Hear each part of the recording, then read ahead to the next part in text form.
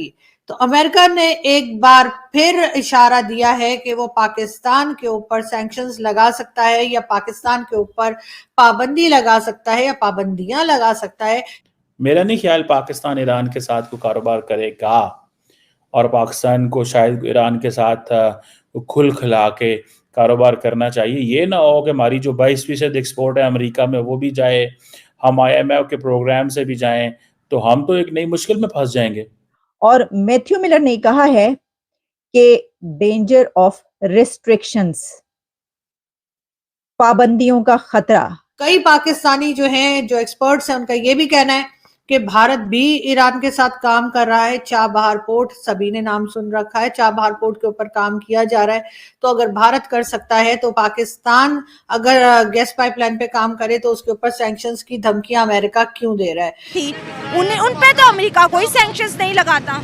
سمجھائیں طریقے سے کہ ہمارا پہلے بات ہوگی، ہمارا مسلم ملک ہے تو ہم اس سے ہے نا پیچھے نہیں ہٹ سکتے. ٹھیک ہے تو امریکہ آپ اتنی اسٹیٹمنٹ دیں گے، امریکہ کہے گا ہاں یار ٹھیک ہے چلو آپ کا برادر، وہ نہیں مانے گا. وہ کیسے سمجھائیں؟ بھائی انڈیا کو بھی تو منع کیا تھا نا اس نے رشیا کے معاملے میں کہ اس سے تیل نہیں لینا، لیکن انڈیا تو نہیں منع ہوا، اس نے لے لیا، کوئی پابندی نہیں لگ رہی اس پہ. کیونکہ امریکہ بھی پہلے تنبیہ کر چکا ہے پاک ایران پائپ لائن منصوبے پر، اور اس ملاقات کے اثرات خاص طور پہ اگر میں پاک امریکہ تعلقات کے حوالے سے بھی بات کروں، جس کے پاس پیسہ ہوتا ہے ظاہر ہے اس کے لیے جو ہے وہ اور طرح سے بات کی جاتی ہے. پاکستان کی حالت اس وقت بھی یہی ہے کہ کبھی سعودی عرب اور کبھی IMF یا کبھی ورلڈ بینک. جے شری رام دوستو، ڈیلی جیو پولیٹکس میں آپ کا سواگت ہے. دوستو US نے پاکستان کو ایک بہت بڑا جھٹکا دے دیا ہے جسے سن پاکستانی میڈیا کی پتلون گیلی ہو گئی ہے. اب حال ہی میں اسرائیل اور ایران کے بیچ میں پھر ایک بار جم کر گھماسان ہوا. ایران نے اسرائیل پر 300 سے زیادہ راکٹ لانچ کیے، حالانکہ ان میں سے زیادہ تر راکٹ اسرائیل کے ایئر ڈیفنس سسٹم نے روک دیے. لیکن اس کے بعد بھی دنیا کے کئی بڑے بڑے دیش جیسے US، فرانس جیسے دیشوں نے ایران پر ایڈیشنل سینکشن لگا دیے ہیں، اور جس کی وجہ سے ایران کی اکانومی اور بھی زیادہ نیچے جا چکی ہے. اور ایران کی اکانومی کو تھوڑی سی راحت دینے کے لیے ایرانی راشٹرپتی ابراہیم رئیسی پاکستان کے دورے پر گئے تھے تاکہ پاکستان ایران سے تھوڑا بہت کچا تیل خریدے، جس سے ایران کی اکانومی کو تھوڑا سا سہارا ملے. لیکن اب ایرانی راشٹرپتی کے پاکستانی دورے کو لے کر امریکہ نے پاکستان کو آخری چیتاونی دے دی ہے. امریکہ نے کہا ہے کہ اگر آپ ایران کے ساتھ اپنا ٹریڈ شروع کرتے ہیں تو اس کا خمیازہ بہت برا ہوگا. ہم آپ کو دینے والی ساری ایڈ بند کر دیں گے، اور بہت سی جگہ جہاں امریکہ پاکستان کا ساتھ دیتا ہے وہاں امریکہ پاکستان کا ساتھ نہیں دے گا. اب امریکہ کی یہ چیتاونی سن پاکستانی میڈیا بھی کہہ رہی ہے کہ امریکہ کی اتنی ہمت نہیں کہ وہ ایسی چیتاونی کبھی بھارت کو دے دے. بھارت بنا کسی روک ٹوک کے ایران سے کچا تیل خریدتا ہے اور امریکہ کچھ کہتا بھی نہیں.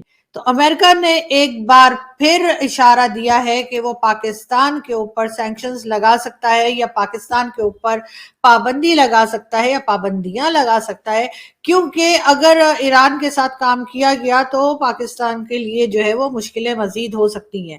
اب پاکستان اس میں کیا کر سکتا ہے یا کیا کرے گا، اس بات پہ یقیناً جو پالیسی میکرز ہیں وہ بیٹھ کے بات ضرور کر رہے ہوں گے. لیکن بہرحال یہ چیز تو پہلے ہی سوچ لینی چاہیے تھی جس وقت ایران کے ساتھ کام کرنا شروع کیا تھا.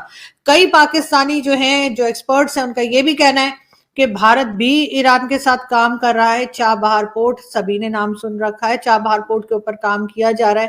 تو اگر بھارت کر سکتا ہے تو پاکستان اگر گیس پائپ لائن پہ کام کرے تو اس کے اوپر سینکشنز کی دھمکیاں امریکہ کیوں دے رہا ہے.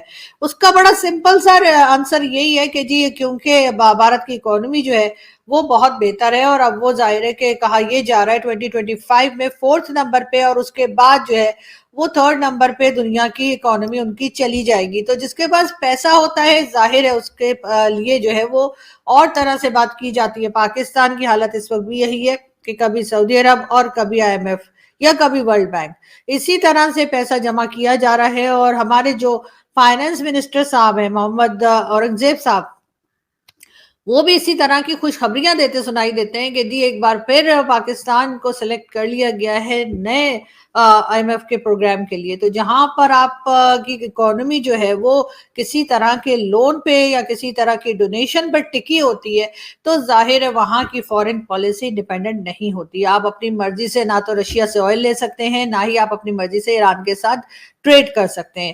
اب اس کے لیے کرنا کیا ہے؟ کرنا تو یہی ہوگا جو ہمیشہ سے میں اور میرے جیسے کئی جرنلسٹ ہم بول بول کے ہمارے گلے بیٹھ گئے کہ प्लीज एनर्जी सेक्टर पे काम कीजिए, प्लीज पाकिस्तान में जो पैसा लाते हैं वो पाकिस्तान में ही लगाइए। एक्सपोर्ट डेस्टिनेशन जो पाकिस्तान के लिए है वो अमेरिका है, और ये जब कि ईरानी सदर पाकिस्तान में है, सो वो पाकिस्तान को बेसिकली कॉशियस कर रहे हैं, टेक बी केयरफुल।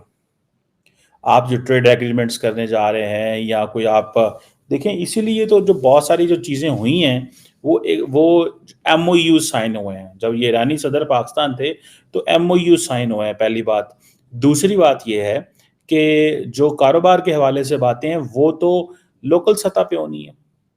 मेरा नहीं ख्याल पाकिस्तान ईरान के साथ कोई कारोबार करेगा, और पाकिस्तान को शायद ईरान के साथ खुल खिला के कारोबार करना चाहिए। ये ना हो कि हमारी जो 22% एक्सपोर्ट है अमेरिका में वो भी जाए, हम IMF के प्रोग्राम से भी जाएं, तो हम तो एक नई मुश्किल में फंस जाएंगे। सो वो कह रहे हैं कि बिजनेस, एक ही ऑप्शन रह जाता है, दूसरे लफ्जों में वो एक इनफॉर्मल सी ट्रेड है जो आप कर सकते हैं। वही चीज़ पाकिस्तान को पे बैक कर सकती है, क्योंकि पाकिस्तान का ईरान के साथ लंबा बॉर्डर है और उस लंबे बॉर्डर में पोरस बॉर्डर है, तो अब तो वहाँ से खुल्लम खुला कारोबार चीज़ें ट्रेड हो रही है। रिसेंटली पाकिस्तान के को ये कहा गया था, आई थिंक अमेरिकन अथॉरिटीज़ ने कहा था कि भैया ये बहुत ज़्यादा ट्रेड हो रही है, इसको रोकें, पर्टिकुलरली जो इलीगल जो ऑयल स्मगलिंग हो रही है। अब टेक्निकली तो पाकिस्तान को इसका बड़ा नुकसान होता है स्मगलिंग का, क्योंकि हुकूमत के पास रेवेन्यू नहीं आता।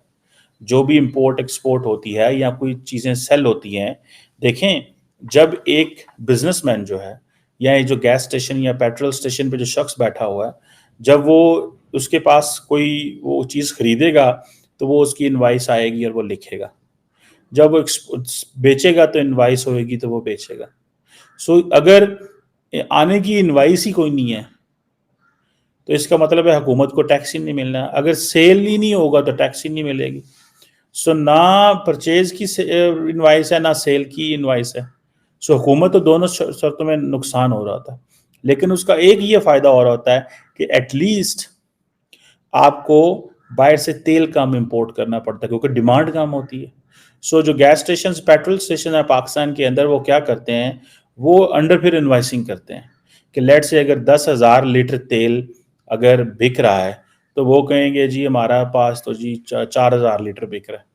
किताबों में 4,000 शो कर देंगे और बेसिकली 10,000 जो लीटर है वो बिक रहा है। सो यही वो चीज़ है, ठीक है जी। और इसके अलावा तो कोई इस तरह के मामलात नहीं हुए।